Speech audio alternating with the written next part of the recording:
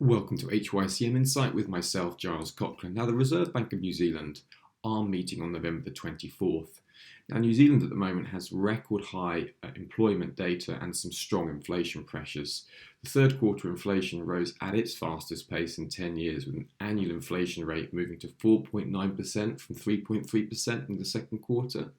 The unemployment rate is down to very near record lows at 3.4%. This has meant that expectations are now very high for a possible 50 basis points interest rate hike coming from the RBNZ next week.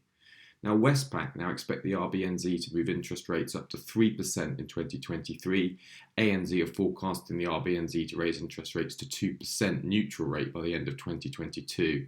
So the fall in the yen has been due to the world's central banks being expected to raise interest rates to counter surging inflation, but the one central bank not expected to respond is the Bank of Japan.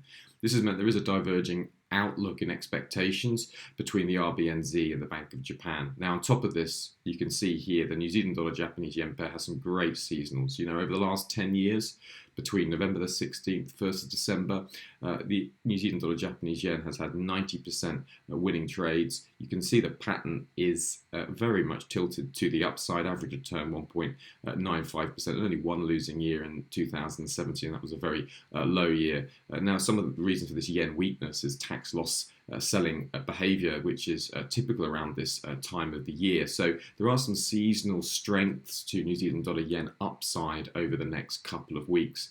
However, all outlooks have risk, and this is no exception. Any major change in the outlook for New Zealand could change this outlook, and any strong risk-off trading, potentially say on an Evergrande default, could change this outlook.